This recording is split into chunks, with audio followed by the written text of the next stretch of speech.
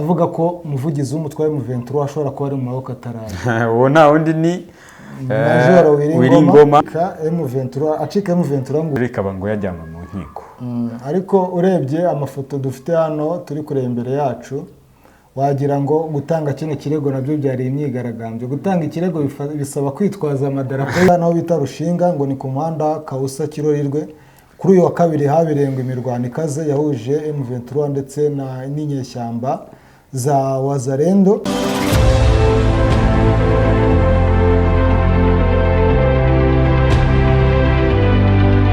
Katubaye ikaze bakunze b'ikiganiro uruvugiro cya Bwiza TV, ndetse tunabashishikarize gukomeza gusura urubuga bwiza.com, urubuga musanga amakuru menshi atandukanye kandi mashyashya utapfa gusanga ahandi. Muri iki kiganiro rero cy'uyu munsi ndi kumwe na mugenzi wanjye Fred, nanjye ni Denis nkuko musanzwe mumenyereye.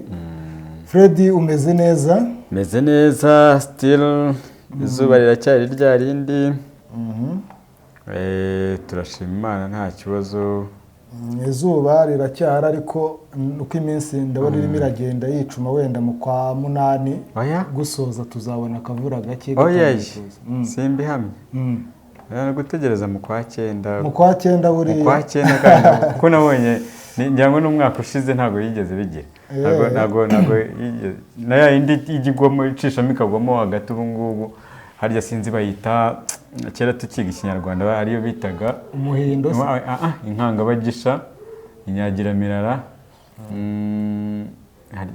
hari impunikira bigega, ibintu nk'ibyo. Ikinyarwanda ndumva arakiminuje rwose. Urumva muri izo zose sinzi nta nimwe turabona. Ubwo iyo tutabonye ni ya indi y'inyagiramirara, nsindagira bigega ntayo turi kubona. Hari n'indi bita ngo ni inkanga bagisha, yo ntekereza ko iri hafi wenda. Ubwo niyo twaba dutegereje. Inkanga bagisha uzi icyo ari cyo? Wapi. Ni ukuvuga ngo urabona hari igihe nk'ubu ikizuba kiba cyaracanye, cyamara gucana noneho hakanyuramo agasezo gato k'imvura. Hanyuma muri icyo kizuba n'ubundi hari abantu aborozi baba baragiye gushaka ubwatsi ahantu hatoshye hegereye wenda nk'imigezi, babyita kugisha. Yego. Noneho uko kugisha iyo rero akavura kaguye barikanga bakavuga bati imvura yaguye, reka dusubire hehe hahandi twari turi. Noneho bagerayo imvura igahita yongera ikagenda. Iyo rero niyo bita inkanga bagisha. Ibyo rero nibyo bikunze guteza imirwano ya hato na hato hagati y'aborozi ndetse n'abahinzi. Mu burengerazuba bwa Afurika muri za Mali, aho usanga nyine aborozi iyo mu gihe cy'izuba nk'uko nguko bajya gushaka ahantu hari ubwatsi butoshye, ugasanga bivuyemo kurwana, guhora mu makimbirane ya hato na hato. Bamwe bahinze hariho ariko rwose n'abadatinya bakabona wenda nk'umurima mwiza urimo imyaka y'ibitontome, bya bigori byiza bitangiye kuzamuka, abahungu bagahita bashumuramo inka. ubundi rukambika rugahana inkoyo. Muri za Kenya, mu bice bimwe na bimwe, muri za Tanzania ndetse n'aho nabivuze mu burengerazuba bwa Afurika, aho usanga n'abantu baba bari mu mirima bafite inkoho, abashumba nabo bafite imbunda, bacakirana rero rukambika. Ugasanga hari ya ntambara n'ubundi y'urudaca. Fred, rero ikiganiro cy'uyu munsi ni ikiganiro ntavuga ko kiri bube kiryoshye. Ndarikiye abakurikira Bwiza TV. Turareba amakuru arimo arahwihwiswa ku mbuga nkoranyambaga,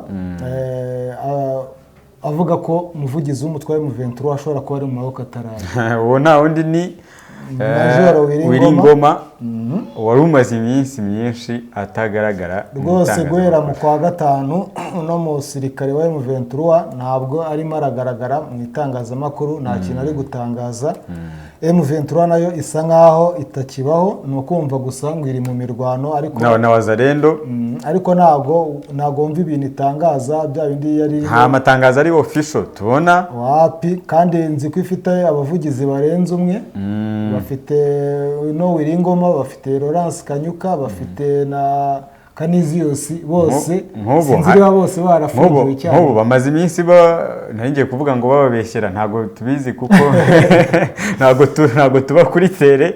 Bamaze iminsi bavugaho ko hari abantu bashinja donc abaturage M23 irashinjwa kwica abaturage. Turaza no kubigarukaho hano yuko ngo hari ikirego cyamaze gutangwa bamaze kugezwa mu rubanza. Ari nka mbere wajya uhita ubona amatangazo ahita bivuguruza.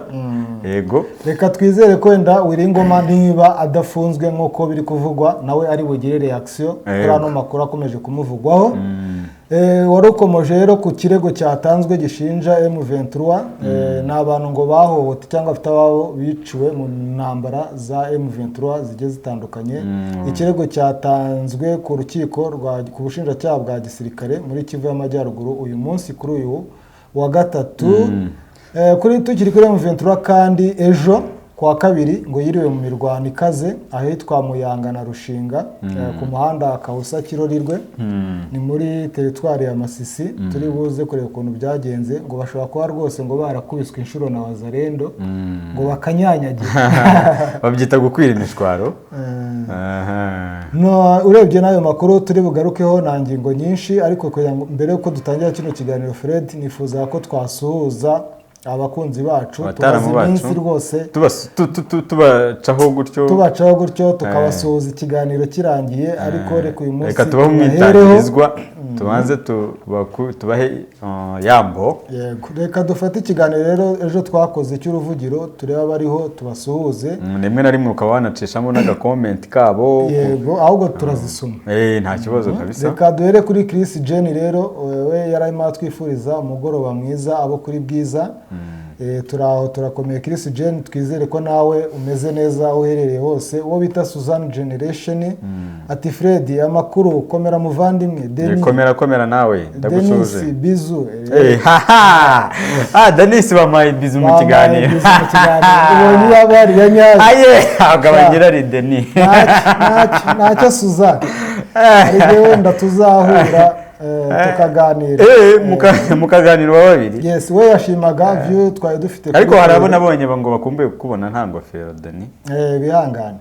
Damien Nkaka rero nawe ni umukunzi wa Bwiza TV wa Kadasoka. We ari kuvuga turi mukobwa yarizize. Nuhe mukobwa ari uriya munyamakuru kazi. Wa undi w'umurundi kazi twagarutseho. Yarizize ko yatashye iwabo se. We nyine ubwo wasanga kubera ko ubwo mbese yashaka kuvuga ko yigemuye. Yarigemuye. Nicyo bo bita MH aravuga ati sha nanjye ndi mushiki wabo naho najya kuko bamukomera akumirwa. Ibyo rwose ntabeshye kuko ntago yagenda ngo anatange ngo na speech. Urumva ntago nk'umuyobozi abantu badatinya gukomera umukuru w'igihugu riwe ukakuntu bamukomereye papa anahari. Urumva mushiki wawe ari we ahubwo bo noneho bamwigirizaho nkana bitewe n'iki.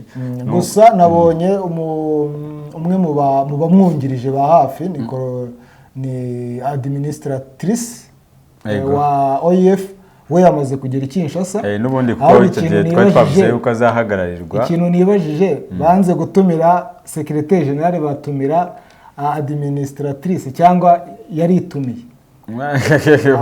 Ni question mark uko byagenze. Dusuzu wita Fortune wanyuze we aravuga ati ndabemera abavandimwe ndi muri Norway. Komera cyane. Harya si Norvège? Muri Norvège.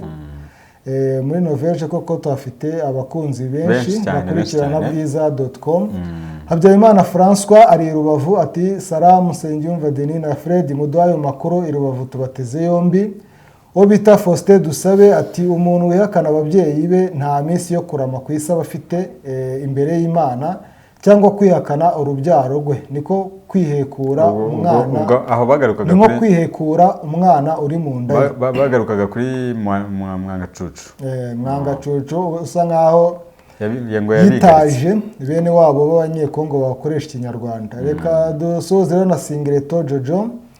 Damien Nkaka aravuga ati kariya gasaza kararashya imigeri y'ubusa. Karangwere Epifani rero ati komera Denis na mugenzi wawe turabumva n'amakuru mutugezaho. MH yagarutse avuga ati Mwangacucu yazize ibirombe bye kuko ni benshi babyifuza guhereye hejuru mu butegetsi amahirwe ni uko yari i Kinshasa naho ubundi impyisi igoma impyisi zari kumurya. Niyo kuri Dieudonné waravuga ati South Africa ifite ibibazo byinshi by'ubukungu nk'ubu bayihagaritse muri AGOA kubera gufasha Putin, ibyo byose bishobora kubyura umugumuko. Habyarimana François none ati FDLR irimo kujijisha, yabonye ibyo yatangarije mu binyamakuru byarashyize hanze shebuja Tshisekedi ko bashyigikiye ni inama bagiriwe n'abaterankunga bayo kugira ngo yivuguruze. Ibyo twabikomojeho koko wasanga barabwiye ati ko se biriya bintu ujya gutangaza ku karubanda byari ngombwa. Ati mushaka ukuntu ni nko kwimena inda mukemura ikibazo. Uwo bita Chimanga Costa we ati ahubwo Mwangacucu niwe bandi nuko mwe muvuga mutamuzi twaraturanye muzamumbaza. Chimanga uzaduhe nimero yawe muri iki kiganiro, next time nidukora ikiganiro kuri Mwangacucu tuzaguhamagare live hanyuma ugire icyo ubwira abakunzi ba Bwiza TV kuri Mwangacucu. Niyo kuri Dieudonné nawe yongera avuga ati Sadek yagiyeyo RDF urugamba rurimbanyije ku isoni ko hatabaye igihugu kitari, mbese bagize isoni ko ari igihugu kitari muri Sadek. Twarabyumvishe ko na Sadek yabanje kwikoma guverinoma ya Mozambique yibaza ukuntu yagiye gutumira u Rwanda itaye umuryango wa Sadek ikajya guhuzana u Rwanda. Nahoze mbona yuko nihe nabonye ishaka gukura ingabo zayo muri Mozambique muri ya za Sadek. Sinibuka neza ariko niba ari South Africa turaza kureba. Byanashoboka South Africa ishobora kuba ifite utubazo natwo dutandukanye, haba hanze muri diplomasi ifitanye ibibazo n'ibihugu bitandukanye birimo iby'ibihangange cyane cyane nyine nkuko mbese umubano wa South Africa n'ibindi bihugu ntabwo umeze neza, ntabwo ifashe neza. Ndungutse Damien waravuga ati bahereza ikintu gifatika naho ibindi ni guha. Bahereza ikintu gifatika naho ibindi ni uguha. Ubwo se yavugaga ubwo yagukosoraga no ukunda kuvuga ngo mpereza njyewe wowe nyine. Yes. Ubwo tese ukuvuga ngo mpereza ngo tugiye kubahereza ikiganiro. Oya kasugo Faustin Dusabe ubwo ntimumbeshye uwo bita Faustin waravuga ati ni Faustin Goma Kabutembo turarira buri munsi kuko tudakundana yabaye turumwe naco twabura imbere y'Imana umunsi numwe tuzabibazwa imbere ye. Murakoze. Sefu kungaruye komera cyane ati mugire ibihe byiza. Heritier Rudatsikira waravuga ati mwiriwe neza mwari mwabuze kabisa. Nibyo koko ejo twaje hashize nk'iminsi 3 ikiganiro uruvugiro kitaboneka. None hano ndabona ariyo bita Chanzu TV yo iravuga iti ariko kuki mugira ubwoba bwo kuvuga kuby'iwanyu muyobeye ko mu mageze mu Rwanda huzuye indembe gusa. Indembe zisi. Marie Goreti nawe ati Hero Denis na Fred mukomere. Marie Goreti rwose uruho gushimwa cyane, nta kiganiro na kimwe cya Bwiza TV kijya kigucika, inkunga yawe ni y'agaciro. Terence Kwizera uyu nguyu ari i Burundi nawe aravuga ati mukomere cyane bantu banje. Izi rero zari comment z'abakunzi bacu kiganiro giherutse. Twabasuje rero batanze ibitekerezo ndetse n'abatabashije kubitanga kwandika ariko bakurikiye ikiganiro bari benshi ari benshi. Mwese muri abagaciro kuri Bwiza TV. Fred ndumva twakwanzika n'ikiganiro cyacu. Yego nukuvuga ngo hano icyo twagarukaho cyangwa se twatangiraho n'uburyo ki M23 yagize gute yarezwe kugira uruhare mu kwica abaturage mu bitero byose cyangwa se mu ntambara yose yagiye igaragara ngo bigizwemo uruhare na M23, bityo rero ikaba ngo yajyanwa mu nkiko. Ariko urebye amafoto dufite hano turi kureba imbere yacu wagira ngo gutanga kino kirego nabyo byari imyigaragambyo. Gutanga ikirego bisaba kwitwaza amadarapo y'igihugu.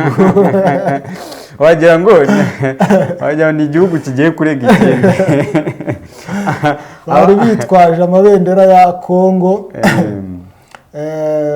Ubwo bafite n'umwavoka ngo witwa Jean de Dieu, witwa ni Jean de Dieu, sinzi n'irindi nahoze mbona ngo ubahagarariye rwose ugiye kubaburanira ahubwo nkibaza ese Denis niba bagiye kurega M23 ngo ko hari abaturage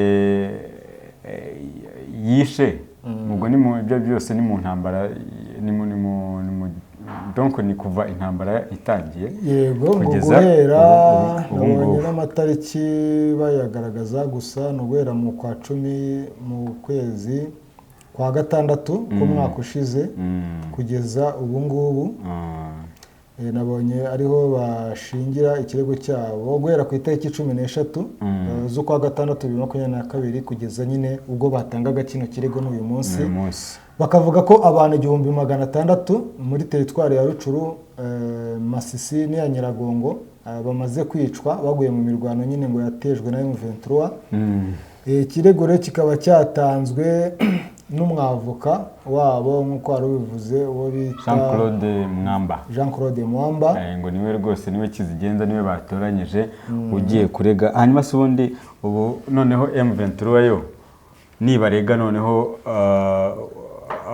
abaturage cyangwa se bari abatutsi b'abakongomani bavuga ururimi rw'ikinyarwanda nibarega bizagenda gute? Ubwo ni ukuvuga ngo nayo nishora ikirego haraba ibirego bingahe bibiri bigiye bitandukanye ahubwo n'aba ngaba bashobora kuba babashinja nayo ije ishobora kugaragaza ivuga iti ahubwo ni mwebwe mwabishe.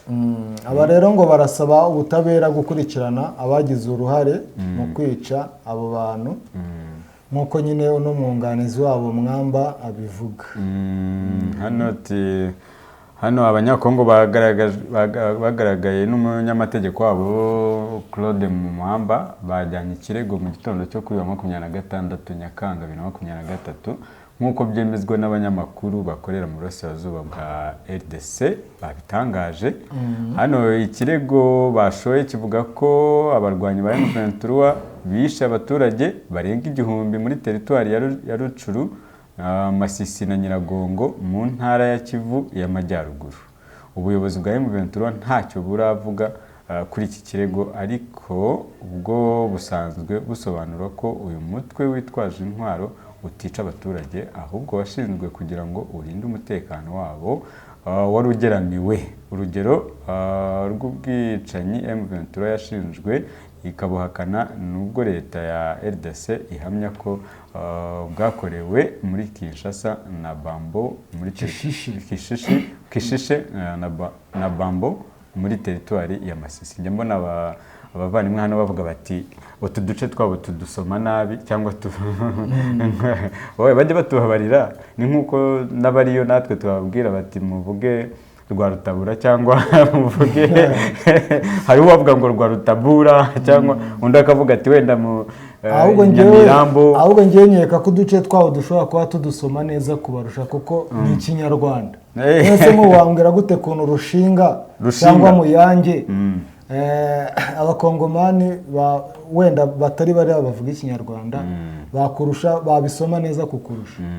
Ubwo nyine tuvuye kuri icyo kirego reka tujya ku mirwano yahuje M23 kuri uyu wa kabiri ahitwa Muyanga, M23 na Wazalendo. Ahubwo se mbere yuko tujyayo Denis, iki kirego n'ubundi tuvuge in case wenda bakigaragaje M23 bikagaragara wenda ko ari byo n'urugero byagenda gute? Bayifatira ibihano n'ubundi birenze ibyo yafatirwa n'ubundi nk'umutwe n'ubundi w'inyeshyamba? Ibyo ngibyo niyo wigeze ubona umutwe w'inyeshyamba ushingwa ibirego nk'ibyo ngibyo kiri mu nama. Nanjye nibyo ndimo kwibaza. Noneho rero ibi ni ibigaragaza ko mu kwikirigita ugaseka. M23 ahaniri ntago ubutabera bwa Kongo bushobora kuyikora kuko nta nubwo bemera ubutegetsi bwose bwa Kongo aho buva bukagira. Ni ukuvuga rero ni ukwikirigita. Inzego zabo rero ubwo zabize ubutabera nta kubakozi bafite. Barimo barikirigita bagaseka. Reka twigendere. Hano rero aho bita Muyanga naho bita Rushinga ngo ni ku muhanda Kausa Kirorirwe. Kuri uyu wa kabiri habereye imirwano ikaze yahuje M23 ndetse n'inyeshyamba za Wazalendo. Hari umuntu nahoze mbona avuga nayo ko se yararimo aravuga ati ko se M23 ubanze no kuri iyi nkuru bati ako se FARDC ntikibaho FARDC ati imirwano mwayihariye Wazalendo ariko none se warumva aho duheruka kuvuga FARDC ahubwo tuvuga FARDC tuvuga ko ari yitwikira ijoro cyangwa yitwikira Wazalendo donc ibikorwa byayo iri gukora ikabyitira nyine abo Wazalendo. Hano nago abanyekongo bamwe nago mwemeranye kubera iki muyu ngubu bita Basusu Jeremy waravuga ati je me pose la question est-ce que les FARDC ne combattent plus le M23 ils ont laissé la charge à Wazalendo ou comment parce que ça a pris de 2 mois que nous attendons que le nom de ces jeunes de l'autodéfense qui font aussi bonne impression depuis. We yabazaga kuri Wazalendo ni ikirwanya M23. Oya umuvande ni FARDC yitwikira Wazalendo. Oya no ahantu bamwe bemeranya ko ingi atari FARDC nyine ari Wazalendo. FARDC izwiho kuguruka uko isasu rivuze. Iguruka. Gukizwa na none se ubwo Wazalendo ikomeye kuruta FARDC bakarwana. Ni ukuvuga ibintu ni bibiri rero. Niho batandukanye. Kubera ko ubwo ni igisirikare cya leta cyo kivuga kiti mama we ejo bundi ndahembwa sinshaka kugira gupfa. None abandi bakavuga bati ewana ndikirebe. Ubundi nta mushahara mukubite ntacyo bitwaye ariko nanjye we nshyikira ndamukanda ni muri ubwo buryo ariko nanone bakagendera mu bya ibyo byose gutozwa kugira gute ni FARDC na ntuza na FDLR none uwo bita Nazirine George baravuga ati enozo no FARDC que faut-il pendant ce temps waribaza ikintu FARDC irimo irakora mu gihe nyine abo Wazalendo bari ku rugamba noneho uyu wita Aaron Banda we yavuze ati atari kore aba FARDC nta mbaraga bafite zo kurwana nubwo bafite ibikoresho nk'ibyo bafite abanyekongo nabo ubwo bazi ko igisirikare cyabo rwose kiri faible kiri faible cyane nibyo twavugaga ejo twabigarutseho yuko bafite ibikoresho bafite buri kimwe cyose ariko cyambere cyo ntago bazi kubikoresha cya kabiri urumva buriya basirikare cyangwa se FARDC bariya bayigize basa nkaho bari abakapitaliste uti kubera iki buri wese ashobora kuba areba inyungu ze kuruta uko yareba iz'igihugu niba avuga nkuko tubivuze niba avuga ati ngewe banca akaguru nzaba generali gute cyangwa abana banjye baratungwa n'iki ntabwo mbese bafite gutekereza ko bano ba Wazalendo kandi nanone barimo FDLR nyinshi. Yes of course FDLR kandi FDLR nayikorana imyaka 30 uribera mu mashyamba igakorana na FARDC mu kurwana ukaba rero ariyo mpamvu hari M23 iyo bacakiranye byibuza bapfa kumara akanya bahanganye atari na bya bindi bya FARDC ishidika itikizwa n'amaguru. Biravugwa rero ko muri iyo mirwano ngo zino nyeshyamba za Wazalendo zabashije gusubiza inyuma inyeshyamba za M23 ngo zikaba zirukana ku misozi ya Rushinga na Muyange ngo zikabagezaho bita Turo ni ku nkengero z'umuhanda Kicanga ugana umuhanda Kicanga Guma. Iyo mirwano yo cyo kora nta kubeshye ngiye ku giti cyanjye ndambiwe kuyumva mu matwi kuko na ama episode ntumenye uyu munsi ngo byagenze gutya ntago bari constant ntumenya ngo bararwanira iki birarangira gutya na gutya ntabwo M23 declare ivuga iti noneho twaje twambaye abandi ubwo twaze twambaye mwakwirwa he Wazalendo nayo ni kwa kundi ubwo butero cuma niba butero cuma gutyo ikongera ikava muri ibyo birindiro ariko nta kintu kiri big ubona yuko gikorwa hagati y'izo mpande zombi ni ibyo nyine gutyo baguruka gutyo atari hagati aho rero ndabona Jean Pierre Bemba we ari cyo aherutse gusaba abasirikare barangije mu ishuri ngo ry'intambara ngo ni école de guerre ngo gukora kugaragaza nyine excellence ako se bo bahora bagraduatingisha ibi ngibi bisabye rero ngo ba ofisiye 24 barimo 18 b'abanyekongo n'abandi 6 bo muri Cameroon na Central Africa basoje mu ishuri ry'intambara rya Kinshasa ngo kugaragaza nyine ubunyangamugayo ndetse no kugira icyo bita excellence, ikinyamwuga cyangwa se ubudasa. noneho nkibaza nk'ubu Cameroon bayohereje abanyeshuri kwigira Central Africa yo aho ngaho ndumva itaragira amashuri y'igisirikare gihambaye ariko se nka Cameroon koko nka Cameroon nta mugari nanjye narenze yuko Cameroon buriya wenda ishobora kugira gutya ikareba kuri kohereza muri biriya bihugu bindi, ariko ubwo nyine ubwo ni nkore ubwo iragenda ifata wa muco wayo ati ubwo nkore gutya bandebereho. Ariko nanone hari icyo buriya bitewe nuko buriya muri Cameroon naho hari imitwe yitwaje intwaro nyinshi kandi hari ibice biba bigiye bihanganye, wasanga bavuga bati reka kubera ko Congo yahoze mu ntambara kuva kera, reka tugende turebe yuko twayigiraho dusangize ukuntu ibigenza, wenda natwe tugire gute dukomerezeho, kuko uzasanga muri biriya bice bya Cameroon naho hari inyeshyamba cyangwa se imitwe y'iterabwoba ya Boko Haram, cyane bakaba bafite n'impande ebyiri zigiye zihanganye z'aba-francophone n'aba-anglophone. So ugasanga rero ubwo wa mugani barimo barohereza kugira ngo batraininge. Uno mugabo rero ni Jean Pierre Bemba, ubwo mvuga ni Minisitiri w'Ingabo wa Congo, yasabye nyine abo basoje amasomo yabo abanyekongo ndetse n'abanyamahanga kwirinda ngo ibintu bitatu, ngo bagomba nako kwirinda nyine ibintu bitatu, harimo kwikoza isoni, icyo bita ropaji cyangwa se kurenga ku ndahiro, ubwo ni indahiro baba baragiriye igihugu, ubwo no kukirinda bakirinda ko barenga kuri iyo ndahiro, ndetse no kwirinda gutsindwa esheke. Noneho ababwira ko bagomba ahubwo gushyira imbere ibintu bitatu, l'honneur, la réussite et l'excellence. Cyubahiro, gutsinda n'ubudasa. Yego. Ngo je crois ne vous avoir appris à cette matière. Okay, ibyo rero uwo ni Bemba hari kuwa mbere ushize, ubwo nyine yajyaga gusoza ano masomo ku mugaragaro.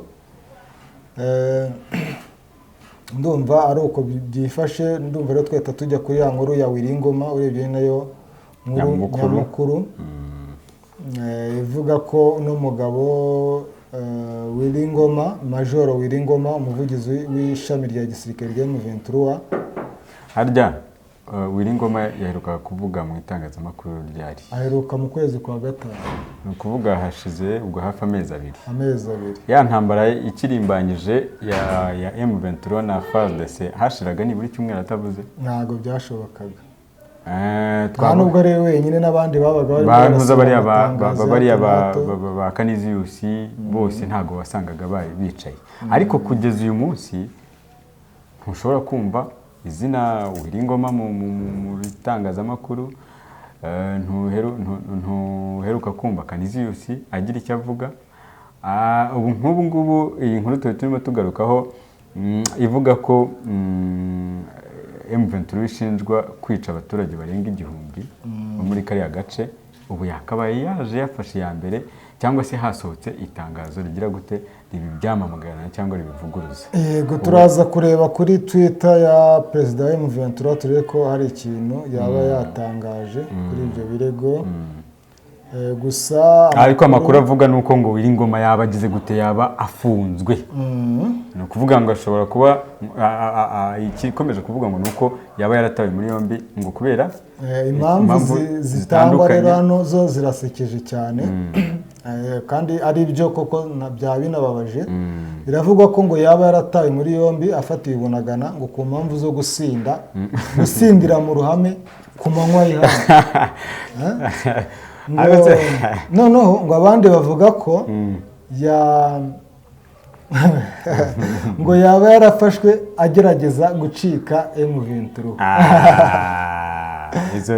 Ibyo bintu nta fact ntabwo twabigenderaho ngo tuvuge yuko koko ari byo, abiramutse ari byo n'ubundi nk'uko wabivuze ubuyobozi bwa M23 bwaba bwaragize gute bwarabitangaje. Sintekereza yuko ikintu nk'icyo gishobora kuba ntibabitangaze, ariko nanone tuvuge in case biramutse nanone bibaye ntibabitangaze, wenda hari uburyo bwo kuba bavuga bati wenda tutagira ibyo twangiza in case byaba bibaye, ariko simpamya yuko byaba ngo bibure kumenyekana mbere y'igihe bigatwara n'iki gihe kingana gutya. Ubwo tuzajya dukomeza tugenda tubimenya koko niba yaba yaratawe muri yo. Ariko byari bisekeje, sintekereza ukuntu majoro wenyewe yahagarara mu ruhame gasinde ni na discipline yaba yarigishijwe n'iki byose. Ariko nanone attention, ntabwo abantu bose bumva kimwe.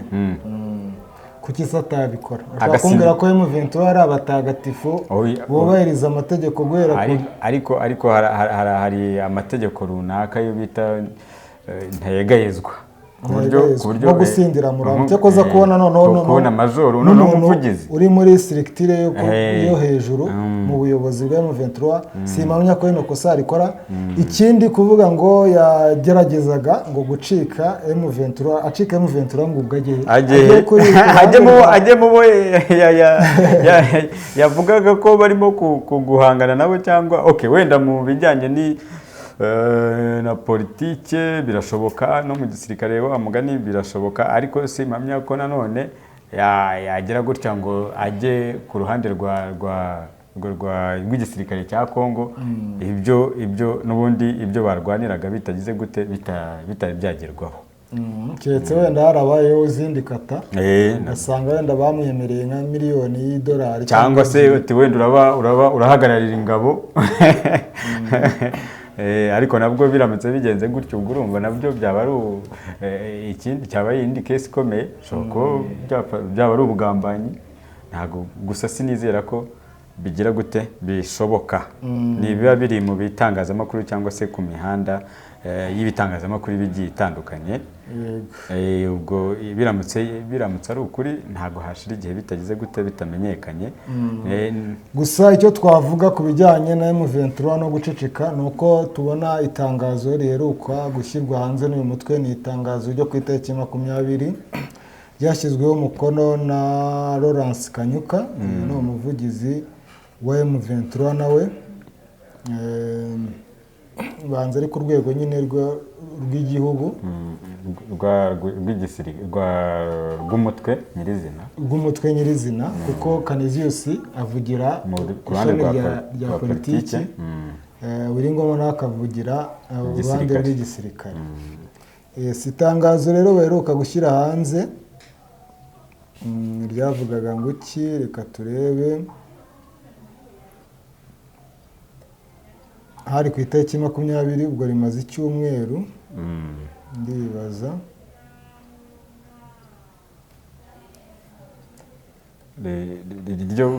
Ni itangazo n'ubundi baherutse gushyira hanze. Niryo riheruka. Ndumva ari mu cyumweru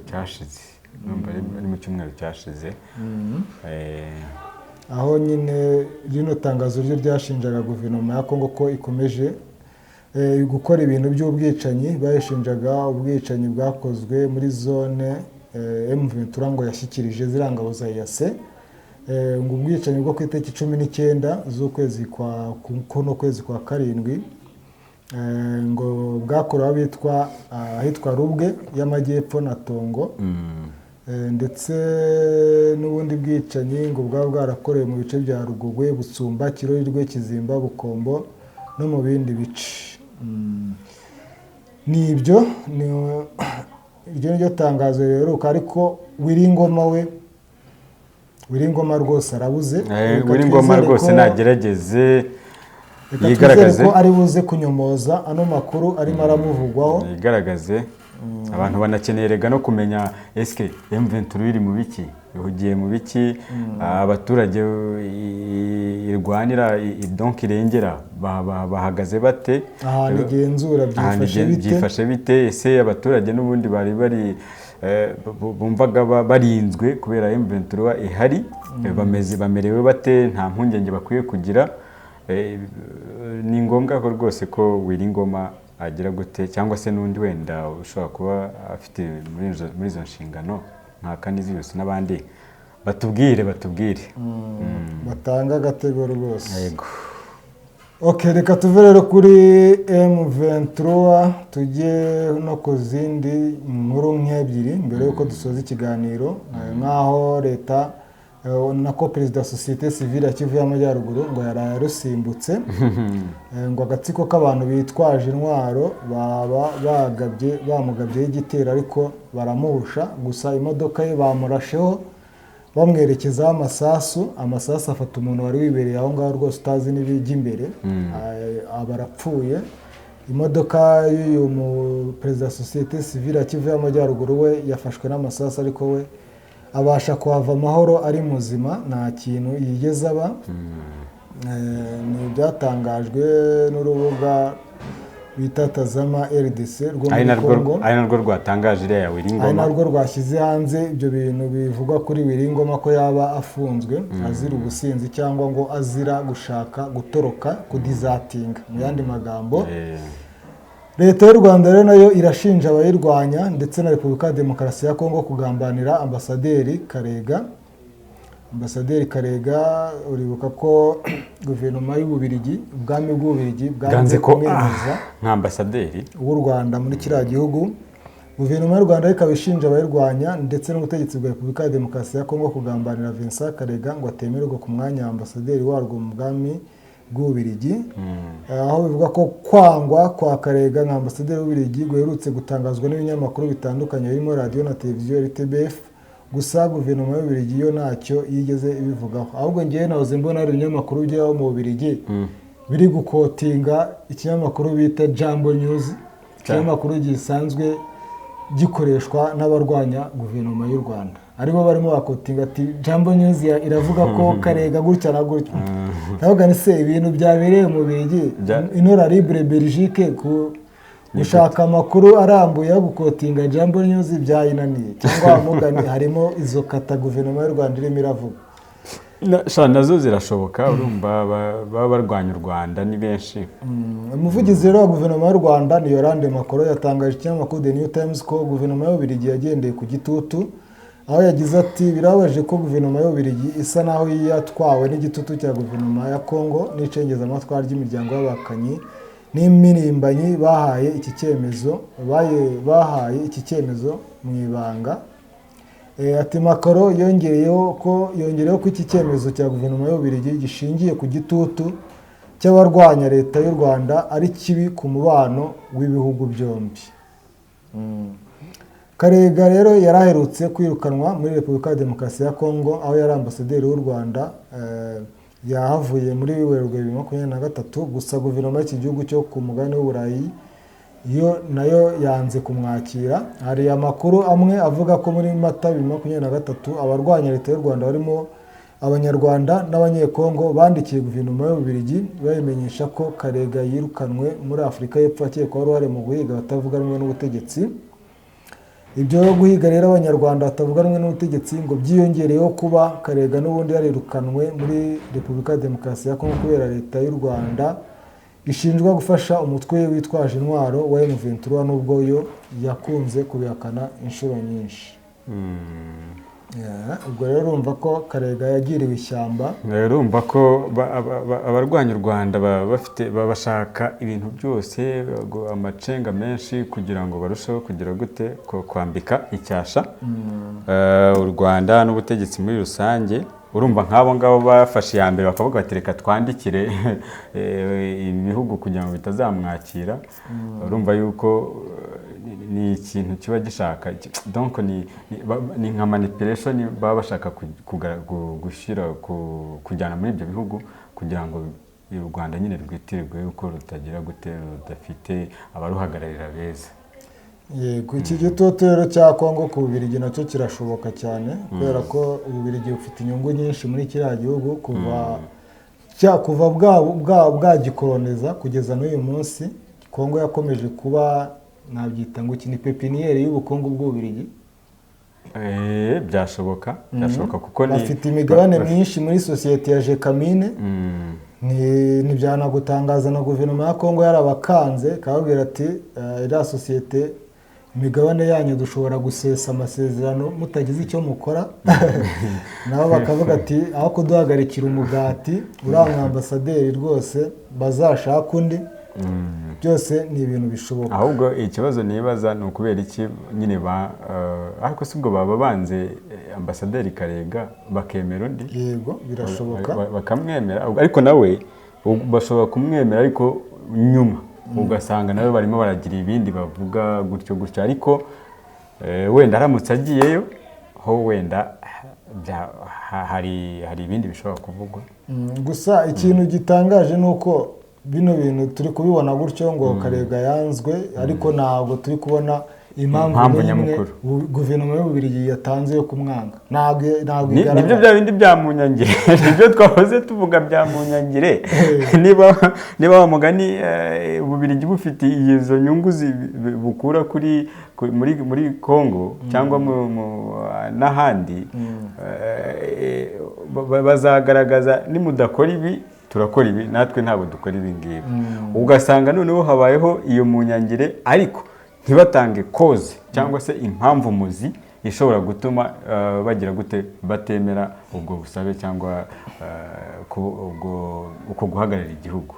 Ari nabyo n'ubundi ubwo twashingiyeho tuvuga tuti umuntu wanze ambasaderi umwe n'undi ashobora kumwemera byanyurashwa ariko biba bigaragaza indi sura, biba bigaragaza ko hari isura runaka baba bashatse kugaragaza.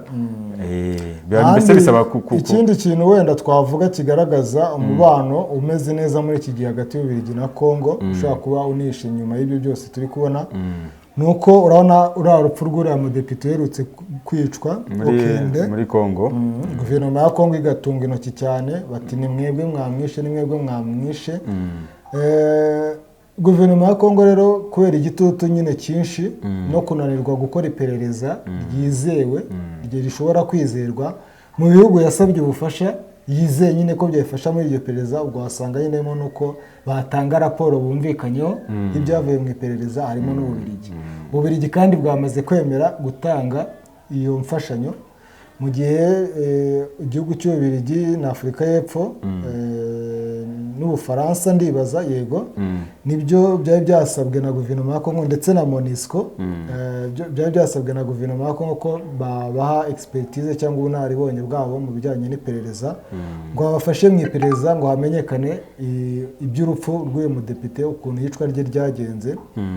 Minisitiri w'ubutabera w'Ububiligi rero Vincent Van Quickenborn we yameje ko ubusabe bw'ubufasha bwa Repubulika ya Demokarasi ya Kongo yabwemeje kandi yemeza kubigiramo uruhare, ariko ibiro ntaramakuru Berega bivuga ko urwego rw'ubwo bufasha rukiri urwo kuganirwaho.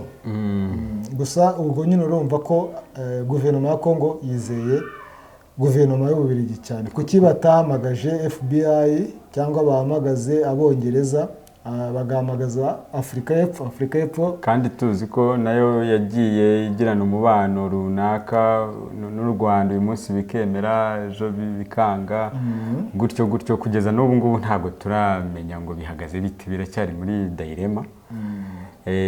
Ikindi ariko si ubundi Kongo tugarutse kuri iriya yicwa rya Okende ubu yabonye yuko wa mugani Ababiligi sibyo aribo ntasi karundura cyangwa aribo bashobora kugira ubuhanga muri bino bya forensic investigation z'Ababiligi investigation bakoze zizwi ku rwego mpuzamahanga nizi rwose. Ahubwo si Kongo ko usanga guverinoma ya Kongo ivuga iti turashoboye dufite ibikoresho dufite iki, ni gute yiyambaza amahanga mu bintu byabereye iwabo ubundi kuki bo batabyigiramo ngo babivumuzi babibone niba koko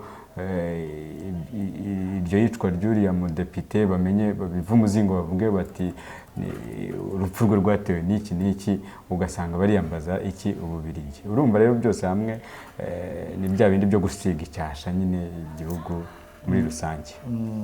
Gusa nabonye ubutabera bwa hariya muri bwa Kongo ngo bwatunguje umuryango nyakwigendera Depite Okende n'abavoka muri iki gitondo cyo kuri wa gatatu ngo bwatunguye umuryango we ngo bababwira ko uyu munsi kuri wa gatatu nyine ngo ari bube autopsy. Yapfuye ku itariki 14 hashize iminsi 10 ubwo ni byumweru hafi bibiri. Ubwo se bari bagikora bakijya gukora autopsy bari bagikora non ngo dans l'intérêt de tous ceux qui disent qu'ils n'ont rien à cacher, l'autopsie du corps de monsieur Okende ne saurait être faite sans la présence des experts de la MONUSCO et des médecins légistes indépendants. Le gouvernement a promis au monde entier une enquête indépendante avec la participation des experts étrangers. Nous tenons tous. Ubwo uyu munsi nyine bavuze ko bari bukore autopsie ku murambo ugakorwa ngo ariko ngo irakorwa nta ba expert cyangwa impuguke za MONUSCO zihari cyangwa abaganga bigenga. Bumva nyine leta nere nagakundi nirangiza itangaze nyine ivuga iti mwakire we ibyo twabonye gusa hanyuma se ubwo byari byo kwiyambaza ababirigi noneho byo birabi inzobere z'ababirigi ubwo byo birabizikira ibyo nyine ubwo bizaza nyuma autopsy yamaze gukorwa kuko ibaze ko ari itarakorwa nibyo nuko byifashe. Niba nta yandi twasoreza aha dusoze twasoreza aha twasoreza dushimira nyine abadukurikiye cyane rwose abakunzi ba Bwiza TV bakomeze bakore subscribe zirimo ziragenda ziyongera turakabakaba ibihumbi 100 tugahita twigurira akantu ariko buriya tuzabwira boss nako boss nawe muri Niger mbere uko dusoza naho harano guhanurwa ikintu gisa nka kudeta ejo cyangwa uyu munsi mu masaha ko dushobora kumva kabaye abasirikare ngo bakushizeho amabariyeri ku mihanda yerekeza ku ngoro cyangwa se kuri presidence yabo. Nabonye Jean Afrique ivuga ko president yararimo aranegosiya n'abasirikare basa nkaho bigumuye ngo bashake igisubizo. Reka turebe ko hari igishya kimaze kugeraho. Ubwo rero Perezida Mohamed Bazoum ndabona ariyo nkuru igihari nuko ngo yaba aracyari nyine tentative cyangwa no kugerageza kudeta gusa bavuga ko no mu Perezida Mohamed Bazoum arimo aragirana ibiganiro n'abo basirikare basa nk'abigumuye ngo bakemura ibibazo mu maguru mashyashya. Ubwo rero amakuru akurikira turamenya byinshi mu masaha ari imbere. Ikiganiro rero cyari uruvugiro, ikiganiro mumaze kutwereka ko mukunda muri benshi. Mukomeze mudushyigikire, mudutera imbaraga zo gukomeza gukora no kubagezaho no kubashakira amakuru meza kandi no kuvuga ngo nibo mbaraga zacu badahari ntago icyo tubasaba twebwe no kudukurikira mukaduha izo comment zanyu mukakora subscribe ndetse mukatwereka ko turi kumwe mu dushyigikiye. None urebe ko nge mbita abafatanyabikorwa urebe ukuntu bari seriye. baramutse badahari twe ntabwo tuba duhari ariko twe tudahari bashobora kuba bafiringa amakuru bakayabona n'ahandi. Urumva rero yuko ewana shana abantu b'agaciro kuri twebwe kabisa. So bakoze kubana natwe Denis. Yes, ikiganiro rero cyari uruvugiro, ikindi kiganiro naho utaha mukomeze mugire ibihe byiza.